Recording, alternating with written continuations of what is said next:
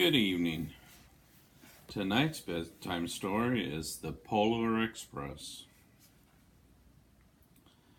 On Christmas Eve, many years ago, I laid quietly in my bed. I did not rustle the sheets.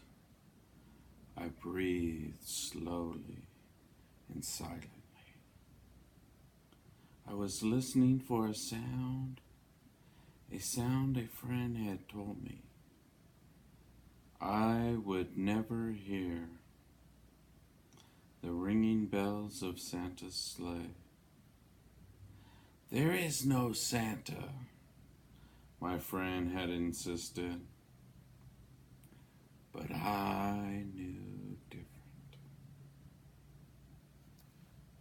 Late that night, I did hear a sound, though not a sound of ringing bells.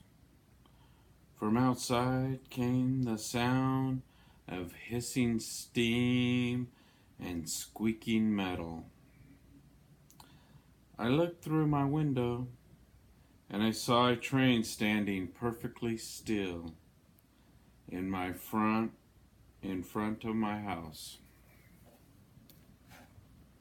It was wrapped in an apron of steam. Snowflakes fell lightly around it. A conductor stood at an open door of the car. He took a large pocket watch from his vest. Then he looked up at my window. I put on my slippers and robe, and I tiptoed down the stairs and out the door. "All aboard!" the conductor screamed. I ran up to him. "Well," he said, "are you coming?" "Where?" I asked. "Why, the North Pole, of course." "This is a Polar Express." His outstretched hand, and he pulled me aboard. The train was filled with other children, all in their PJs and nightgowns. We all sang Christmas carols and ate candies with nougat centers as white as snow. We drank cocoa, so rich it tasted like melted chocolate bars. Outside, the lights of towns and villages flickered in the distance as the Polar Express raced northward. Soon, there were no lights to be seen. We traveled through cold, dark forests, where lean wolves roamed and white-tailed bunnies hid from our train as it thundered through the quiet wilderness. We climbed mountains so high it seemed as if we could scrape the moon. But the Polar Express never slowed down. Faster and faster we ran along the rolling peaks and through the meadows and valleys like a car on a roller coaster.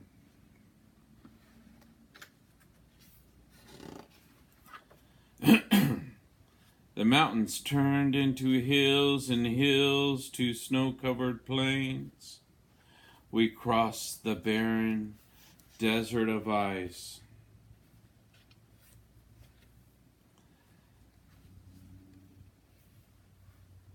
The great polar ice cap.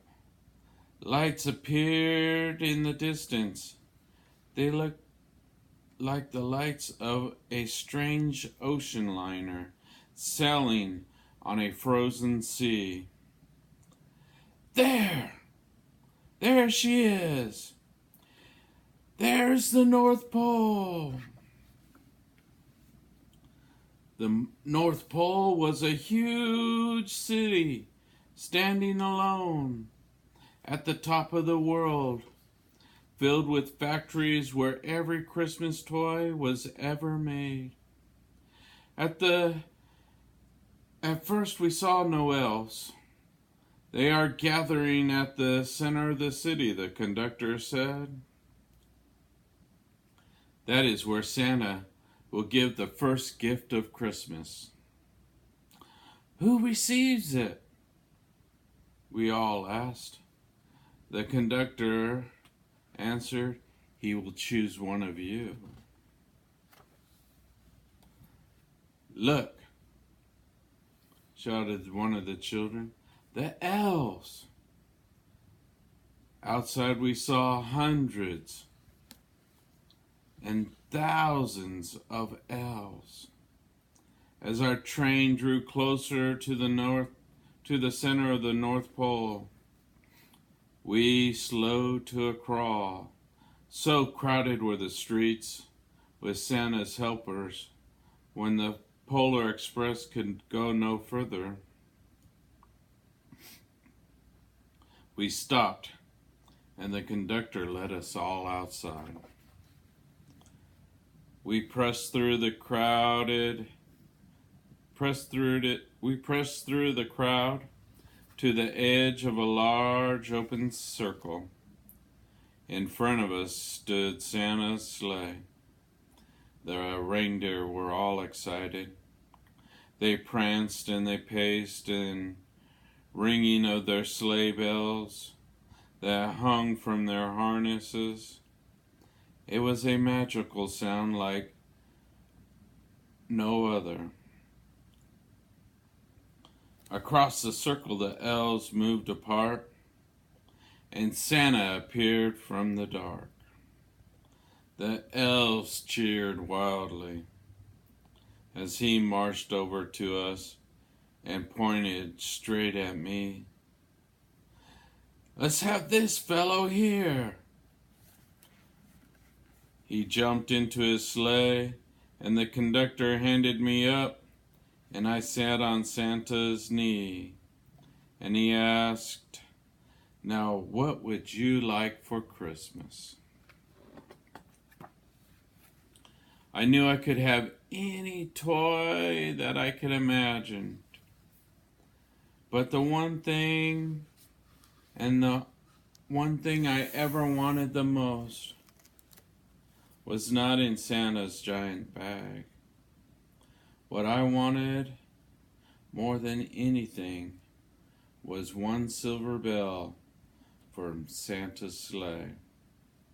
When I asked Santa, he smiled and he gave me a big hug and told the elves to cut a bell from Rudolph's harness. The elf tossed it up to Santa, and he stood holding the bell in hand, high above his head, and cried out, "The first gift of Christmas!"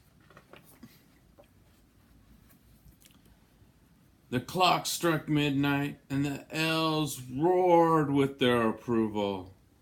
Santa handed me the bell, and I put it in my bathrobe pocket. The conductor helped me down from the sleigh. Santa shouted to the reindeers by name and cracked his whip. His team gave a jerk and charged forward and climbed into the air higher and higher. Santa circled once above us, then disappeared into the dark polar night. As soon as we were back inside the Polar Express, the other children asked to see my gift, the bell. I reached into my pocket, but the only thing I felt was a hole in my pocket. I lost the bell. I lost Santa's bell. Let's hurry up outside, the other children said.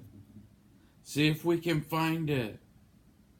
But then the train gave a lurch and started moving. We were on our way home.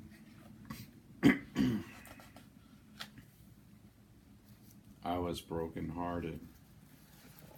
I lost the bell, my only gift I ever wanted. When the train reached my house, I sadly left the other children. I stood at my door and I waved goodbye to the conductor. He shouted something from the moving train, but I couldn't hear him. What did you say? I yelled back. And he cupped his hands around his mouth. Merry Christmas! And to all a good night. As I watched the Polar Express slip away into darkness, with a loud blast from its whistle, he sped away. On Christmas morning, my little sister Sarah and I opened all our presents. When it looked like everything had been unwrapped, Sarah found one more gift. A small box beneath the tree.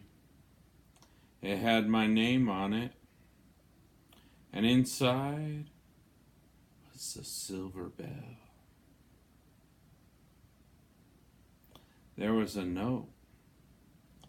Found this on my seat of my sleigh. Fix that hole in your pocket. Love, Mr. C. I shook the bell, and it made the most beautiful sound me and my sister had ever heard. But my mother said, "Oh, that's too bad." My dad said, "Yes, I'm sorry that bell is broken." When I shaken the bell, my parents could not hear it. They could not hear that wonderful sound.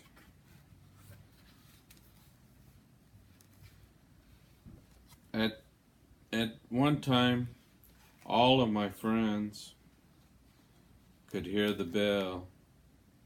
But as the years slowly passed by, it fell silent for all of them. Even Sarah one Christmas, she could no longer hear the bell.